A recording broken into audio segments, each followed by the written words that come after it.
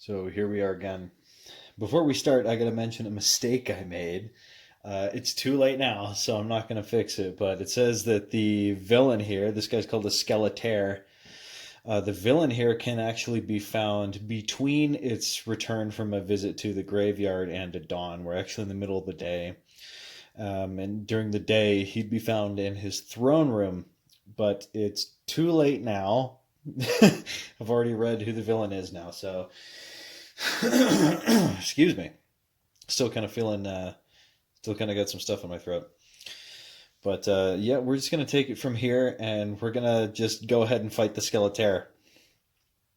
So what we need to do now is we need to break that horn because Lorque has his love for the necromantic artifact is getting in the way of his behavior. He wants to save the kids in this area more than he wants to gather the mystical horn, the thing that he's carrying. So he needs to start trying to make a strength check to break this thing. It doesn't say anything about that. It just says, to break it. But I figured it'd be a good idea. So let's set like a DC. You know, let's do like 2d10 here, or should we do like we'll do like a D10 and a D. No, we'll do like a D10 and a D6. These, and that's gonna we're gonna make like a DC for him to try and get higher on with his strength of 8. Just frantically smashing it on the wall. See if he can do it. Uh, that's a 16. That's a 10 and a 6. Oh boy. Okay, so he needs to roll higher than a 16 to break this thing, and he's going to start doing that on his initiative. So that's how we're going to start. Let's start with initiative. I bet you're wondering what these guys are all about. Well, it says in his in the encounter with this creature that there are 3 corpses laying on the ground. Now, it's kind of hard to DM yourself and preserve a lot of the mystery in a story, and still giving yourself sort of the type of encounter that one would want. So, I mean, I read as little as I could from our current module, but yeah, we still ended up spoiling a little bit. These skeletons, or sorry, these corpses on the ground are actually going to animate pretty quick here. I think they animate on his command, which is going to be like his initiative. So, in fact, yeah, it says the Skeletor. Yeah, there's less than if like there were in the throne room. If it was in the throne room, it would be like 7. But I think in here,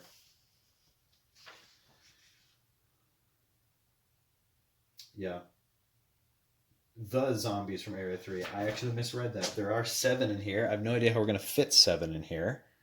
But let's give it a shot. It won't matter if Lorque manages to smash the horn anyway. 3, that's 4, 5, 6, 7. Man, I got some questions. I got some questions for the guy who wrote this book. Chris Gonerman and contributor. So the creator of Basic Fantasy actually wrote this module. I have some questions for Mr. Chris Gonerman. That he's not that he's going to see this, but what exactly is your scaling on these squares?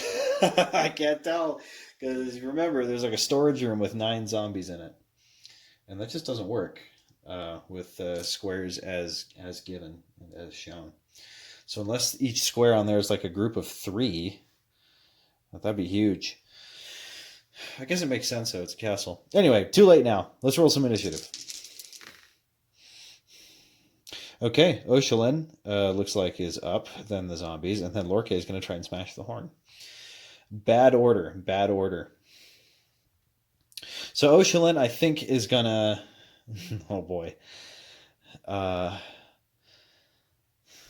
don't think she knows these are going to animate. So they're just on the ground. And we'll move these around, but Oshalin is going to run up to the Skeletor with her melee weapon. What has she got? She's got a long sword. She's got +2 to hit.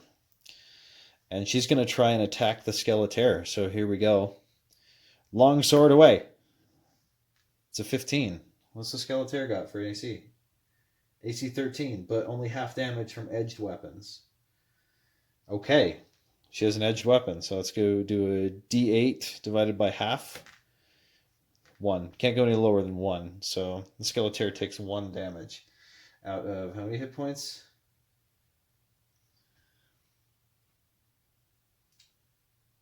Oh, where is that? I was looking at the wrong guy. Okay, yeah, I'm on the wrong page. What's Skeletor's AC? Did we hit him even? Skeletor. 15, right on the button. Okay, she did. It's got 24 hit points. Oh, it has a... Wow. He's got a Wand of Paralyzation, so let's hope it was 11 charges on it. So let's hope she can resist all that paralysis. Well, okay. She did her thing. It's time for these guys to do their thing. So I guess that means all of these zombies then stand up. What's it say happens here?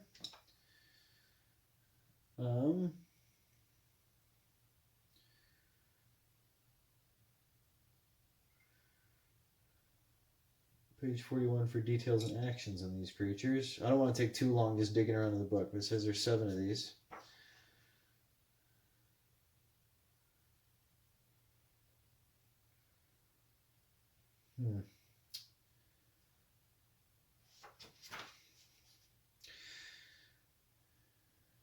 Yeah. I can't find it, so I'm going to say these guys kind of... The Skeletor claps his bony hands. And the zombies get up from the ground right around poor Oshalin. That's just a bad day. She is gonna have a bad time in here. She's gonna have a bad time in here like right now. But let's go to let's go to these zombies out here first. So this guy's gonna move over to Lorkay. Oh man, I hope he can. I really hope he can smash this thing, because it says that if you smash the horn, all the animated dead in the building just drop. Like they're not even, they just fall over. No save, nothing. They die. So we're gonna get an attack against Lorkay here with a zombie. That's 2 HD, so that's +2 to hit Lorkay. And 8, 9, 10. Lorkay's AC is 12. Okay, that didn't hit him. Can this zombie attack around the corner? Yeah, it can. So let's have this zombie attack. +2. That's a 21, so that'll hit him. That's a D8 damage on Lorkay. That's 6 damage on Lorkay. He's got 18 hit points. So that puts him at 12. Oh boy. Well, now, the first thing that's going to happen is the Skeletor is probably going to use his Rod of Paralysis on Oshalin. So she has to make a save versus Paralysis and Petrify, and she's got to beat a 14. And she does a 7, which is not enough. So I guess she's paralyzed. So the zombies... Everyone that's in range. So this one probably closed to be in range. So that's mean 1, 2, 3, 4, 5 attacks on poor Oshalin. Might have been kind of stupid to have, just a little bit, kind of stupid to have her go in there. I really wish I hadn't done that, but there's no turning back now. So 3 of those. Only one of which hits, though. That's a 16 versus her AC of 16. Or it's 18 because it's +2. So I was going to do D8 damage to her, 4 damage. She was at 11 hit points last time. So she's at 7 now. Not looking good for Oshelin. She's paralyzed and having a bad time. I'm not sure how long that lasts, but maybe she'll get a save every turn. I don't know. But it's time for two more have to attack her, and neither of which hit, so they're good. Okay, time for Lorkay to try and roll above a 16. Remember, he has a -1 to his strength, so he needs to roll a 17. Or no, yeah, he needs to roll a 17 or higher. Oh boy. So first thing he's going to do is he's actually going to run away. He's going to run here. And he's going to try and smash the horn. I think he's going to close the door behind him as well. He's going to smash the horn. A 12. No, not doing it. All right, Lorkay, I need you to go first, buddy. No, Oshelin's still going first. He's still going last. Bad situation. Oshelin is going to save against paralysis. I don't want to crack open the book and look at how paralysis works right now. So instead, I'm going to say that she gets a save every turn, just because I don't want to go flipping around anymore. So here we go. She's got to roll above a 14. That's an 11. Nope, she's still paralyzed. The Skeletor. Is the Skeletor smart enough to realize there was somebody else in here? Does he know? 3. No, but I think he's starting to suspect that there's something going on out there. So that being the case, he's got a dagger. He's got magic missile. Oh boy, he's got magic missile. He might just kill her. I will go flipping around the book for magic missile, so maybe we'll look at paralysis while I'm doing this. So that's monsters. Magic missile. I'm not terribly familiar with a lot of how the spells work in here, so just bear with me. Magic missile. There's 1d6 plus 1 points of damage for every 3 caster levels beyond first. And the Skeletor has 5 hit dice. So I guess that every caster level, that every level of a Skeletor is a caster level. So that's going to be, oh my word. They strike unerringly as well. So that's like 5d6 plus 1. She's just dead? She's got 7. Well, the lowest it can do is 6. Let's roll for it. I'm pretty sure Oshelin just died. So, yeah, I'm feeling kind of bad about that. That was a bad decision to send her in like that. I don't know why I did that. I'm like, she's a fighter, right? It'll be fine. She knows what she's doing. She doesn't. Okay, here we go. Oh, that first one just killed her. That was 7 hit points. She's just dead now. Oh, darn. Well, that was not what I meant to do. But, that's the risk we run. That's the risk we run, isn't it? Alas, poor Oshelin. It wasn't even the horde of zombies that killed her. Shoot. Well, all right. Well, at least he blew a magic missile spell. Yeah, that's what he's got. He's also got sleep, though. Continual darkness, knock, haste, wizard lock. Man. This is terrible. Okay. The zombies are all going to come through here, these 3. There is a closed door in front of them. They're just chasing him through.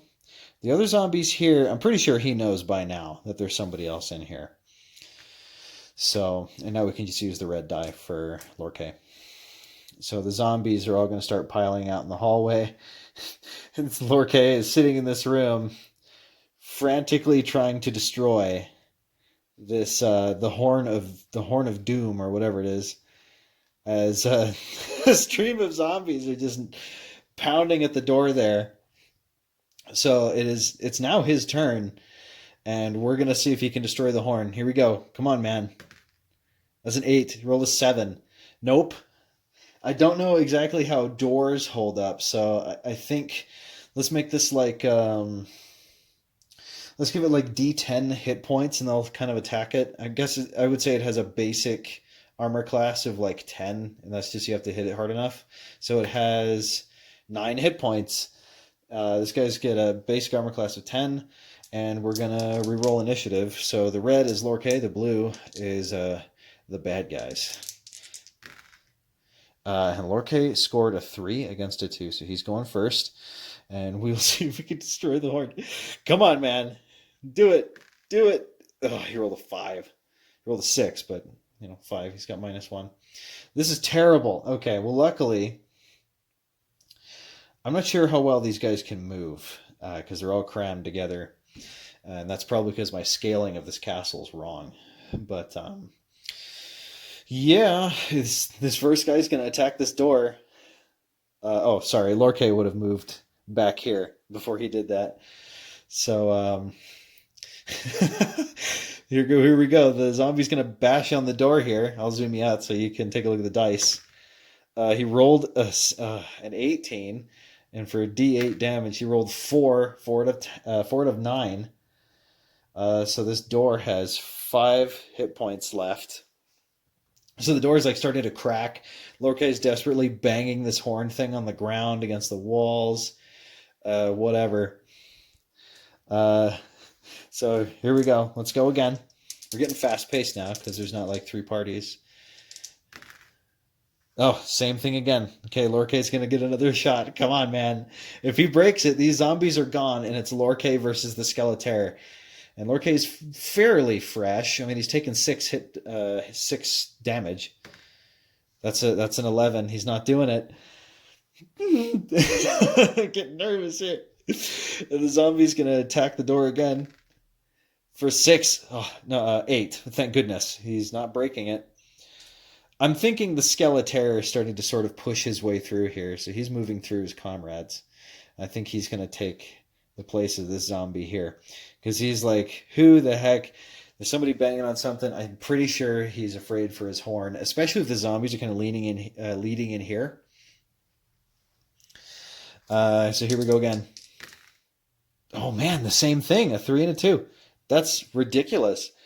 Okay, come on, man. Come on, just roll like a 20 or something. That's a 3. He's getting like tired now. He's I can't do it. Okay, attacking the door, the zombie. That's a 11. Okay, he hit the door. 4. That's at 1 hit point. So the door is like splintering. You can see just these. Lorkay can see these rotted hands. They're just clawing the inside of the door. This is terrible. This is so bad. Oh, the zombies go first this time. Zombie attacks the door. 18, that's a hit. Any amount of damage kills the door. Yeah, it's still like 1. It had only 1 hit point left, so the door crashes in, and the zombies come piling in. They already attacked, so they're not going to attack this round. Skeletor moves ahead of this guy. And the zombies are piling out of the room. They're coming. No. Oh, there's one more thing Lorkay could do, actually. Well, let's see who goes first here. Oh, you're in luck. You're in luck, Lorkay. Lorkay moves away from the zombies. He goes to one of these arrow slits there, and he's gonna hurl the horn out of the window towards kind of the rocks surrounding the island, and we're gonna see if it breaks. Just given the height, I'm gonna say that it's likely. So I'm gonna pause and I'm gonna show. I've actually made a lot of adjustments to my 3x5 card here. And I've added something called likelihood. So this is what happens when, if something is likely or unlikely to happen, it essentially has, like, if you're playing 5e, it has, like, advantage or disadvantage. If it's likely to happen, it has advantage. So you'd roll 2d6 and you pick the higher result.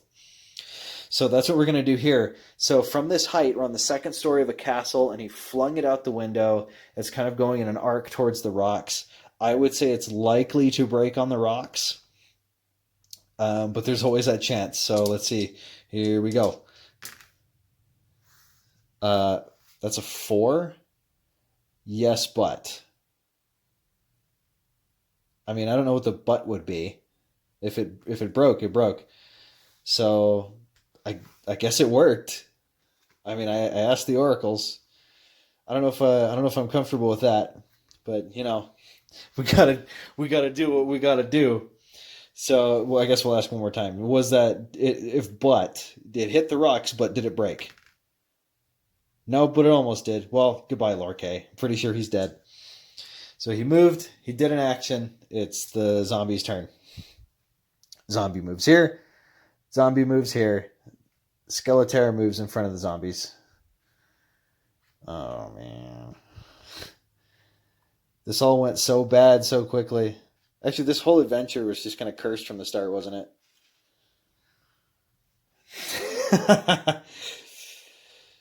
You know what? The Oracle said yes when it hit the rocks. I'm going to give that to Lorkay because otherwise we're not going to have a single fighting chance here. So if the horn is broken, let me go back to where I first saw it.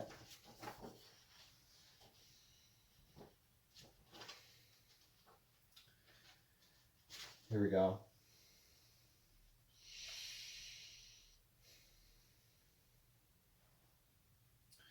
Yeah, it says the Horn of Doom is a more powerful version of the normal item, able to animate any number of skeletons or zombies. However, if the horn is damaged in any way, it doesn't have to break. So it was damaged. I guarantee that would damage it. Not only does it lose its magical power, but all undead raised up by it instantly fall dead. So it actually doesn't even have to be destroyed. It just has to be damaged. And I guarantee throwing it out the window like that would do the trick. I mean, onto the rocks at the bottom there. Come on. Totally. Sorry, I'm just getting back to the page where we're supposed to be. Okay, well, it's damaged. So the zombies go bye-bye. So let's remove the zombies really quick and get back to the fight. I tell you what, just the amount of friends Lorkay loses just because they're in these scenarios. Lorkay's like cursed or something. He keeps losing friends. So the Skeletor saw all the zombies fall to the ground, de-animated by the damaging of the horn. And I guarantee he's not happy about that. So what he's going to do...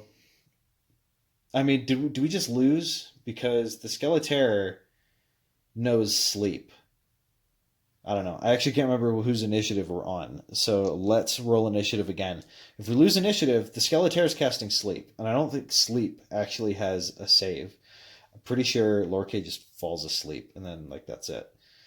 So if we win initiative, Lorkay's spellbook, what's even left of his spellbook? He used Command Undead already. So, I don't know how much of a chance we have unless I roll randomly for the spell that the Skeletor will cast. I might try that because if I'm running the monsters as though I were actually the DM, I would have the Skeletor cast sleep as soon as he saw the party. But yeah, let's make it random. So here we go. Let's roll some initiative. Oh yeah, Skeletor's going first, totally. And we will roll for his random spell. He's already used Magic Missile. So he's got 1, 2, 3, 4, 5, 6. So we will roll a d6 because he had 7. Oop. That's a 2. What is that? That actually is sleep. It would be Magic Missile, but he already used it. So it was Hold Portal, Sleep, Continual Darkness. So he's going to use Sleep. I'm going to look at Sleep just to make sure it doesn't have a saving throw. If it doesn't have a saving throw, I'm sorry, Lorkay. You're dead because that's like a coup de grace, right?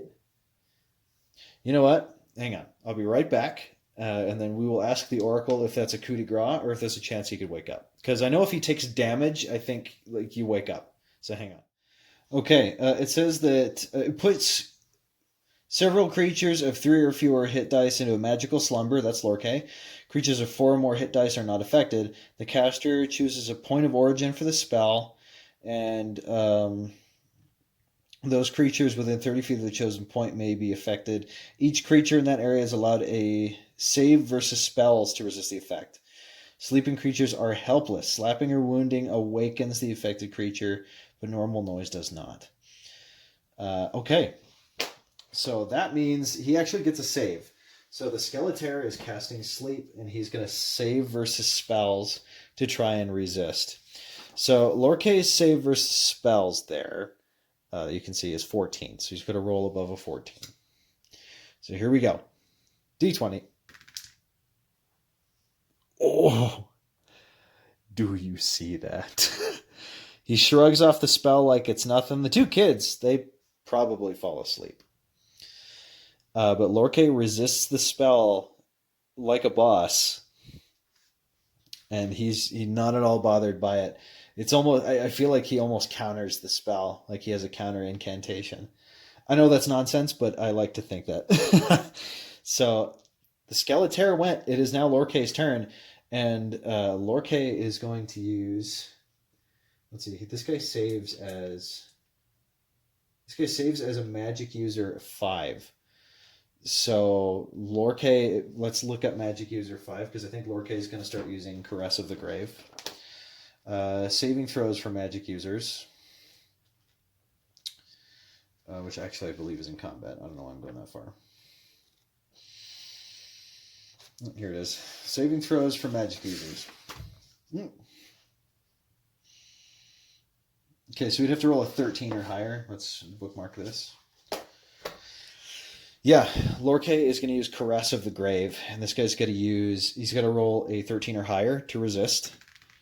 He rolls a 7. He actually doesn't resist that, and he takes D3 damage from Lorkay's necromantic spell. So here we go. Huh! He actually took 2 damage from that, after taking some damage from Oshalin's longsword. So the Skeletor is down by 3 now, so it's at 21. I'm going to keep track of that on Lorkay's character sheet here. Let's get the camera to focus, and there we go. Okay, let's roll a new round. We are officially in the boss fight now. And here we go. Ooh, simultaneous. I don't know how to do that, so I'm going to re-roll. Here we go. Okay, looks like Lorkay is going first. That's good. He's going to do it again. He doesn't have very many damaging spells, actually, right now. In fact, he has none. So most of his stuff has to do with taking command of the undead and animating corpses. And I think Corpse Servant takes too long to cast. So I think he's just going to be spamming Caress of the Grave and just trying to get the Skeletor to just rot away. So Skeletor's got to roll a save versus spells, 13. He rolls a 16, so he shrugs that off. And the Skeletor is going to use evens or odds. Evens, he casts a spell. Odds, he uses his Wand of Paralyzation. 2, that's an even. He's going to cast a spell. So he's got 1, 2, 3, 4, 5. Wait, 1, 2, 3, 4, 5, 6. Oh, there were 7 before. Anyway, now he's got 6 left. He rolled a 4. 1, 2, 3, 4. That's a knock spell, so he's not going to do that. So instead, I think what he's going to do is he's actually going to close to melee because he can't cast a spell. So he's just going to attack with his... He's got a dagger +1. So he's at +1 to hit and +1 to damage with this dagger. He has 5 hit dice, so he's at +6 to hit. Man, so he hits on a 6 because Lorkay's AC is 12. So, yeah, he rolled a 17, so that definitely hits. So the dagger is a D4. Yeah. Okay, it's D4 +1. That's 3 damage. Lorkay's at 9. This isn't looking good. Skeletor has an obvious advantage. But, we're going to fight to the bitter end. May as well. Or Lorkay can flee. I have no idea what we're going to do if we can flee. I guess we rouse a mob and just come and try and... Because the horn's broken, so he can't keep doing his plan, whatever it was. I assume just to amass an army of the undead. So let's roll some initiative. Okay. That's a 6. Lorkay is doing what he's doing. He's going to put distance between himself and the Skeletor again. And he's going to use Caress of the Grave, because that's the best thing he's got. He could attack with his Scimitar, but he's at a -1 to hit and -1 damage. And this guy's AC is what now? AC 15? So he would have to roll a 16 or higher. Yeah, it's not feasible. Okay, so the Skeletor is going to roll a save versus spells. He rolls a 2, so that's good to know.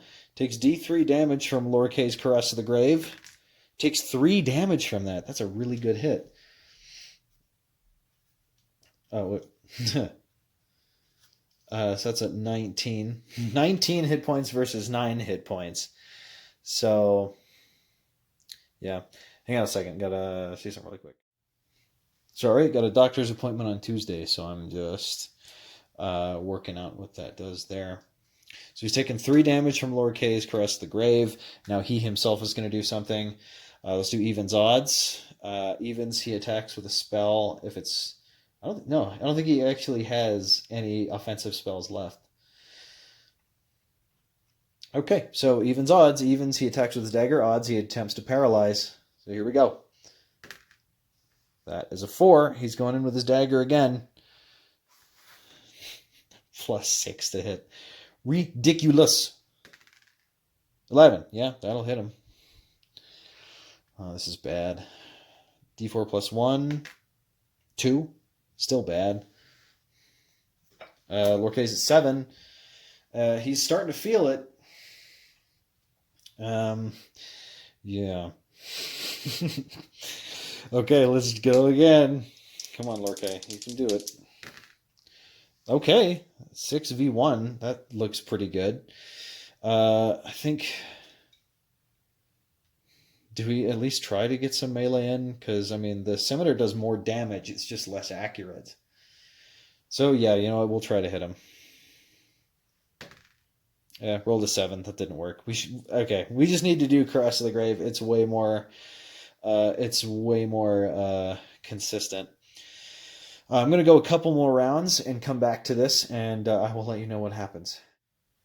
Well, all right. I did a couple more. Lorkay was doing okay. He dipped and dodged a little bit. He didn't get hit by the dagger that much.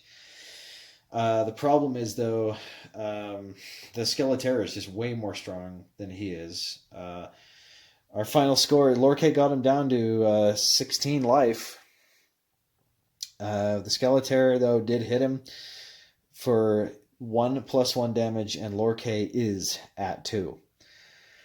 So this means, unfortunately, we used our plot armor already to get him out of there, and he lost his enchanted death shroud because of that. So unfortunately, the adventure is over. Poor Lorkay has fallen. That's really unfortunate. But you know what? I mean, this was a fun experiment. So let's clean this up and let's talk about DM yourself and basic fantasy and doing this possibly in the future. Well, we gave it our best shot. And I think that's really what counts, right? You give it your best shot. DM yourself. I really liked that.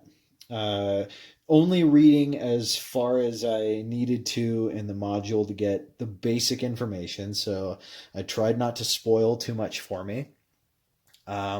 We used the plot armor, we used the sidekicks, I mean, as far as that worked in basic fantasy. Clearly DM yourself is more suited to something like 5th edition, where the power level is much higher, your chances of survival therefore being much greater, and yeah, just a lot of there's a lot of things in 5e that just make it a lot more soloable than something like Basic Fantasy. So thank you both, Tom Scott and Chris Gonerman, for just the amount of fun I had doing this little experiment. It does say in the DM Yourself book that you can use it for old school stuff, and I might be mistaken, but I think it actually mentioned Basic Fantasy. No, it didn't. I was actually watching Stone Axe Tabletop Gaming, and he was using Basic Fantasy and DM Yourself with his gnome characters, whose names escape me. Yeah, definitely go check out Stone Axe Tabletop Gaming and check that out. He's a lot more successful than my attempt was here. My my strategic choices were not the best, but it was a lot of fun to try. But this, of course, means one thing that we're done here. It means, of course, that we have unfinished business. So next week, we are continuing in the Fortress City. This is something that I've been excited about. I took a break just to try a different system for a little bit and to try DM Yourself because I was very excited. And now we're going back. We're going back in. We're going to start napping. We're going to map the Fortress City some more. We're going to have some more adventures, and we're going to find out about the scary cult. And we're going to find out just how much time has passed. And see if Lorkay learned anything from his little dream. Yeah. That's canon now. That was a dream. Okay. Thank you for watching. Thanks for watching me fail at playing a module. At the beginning, I was like, "Ooh, it's gonna be such a long adventure," and then I remembered I'm an old school gamer, and this, of course, means that things tend to be a kind of lethal and dangerous. But yeah, Labyrinth Lord next week. See you then.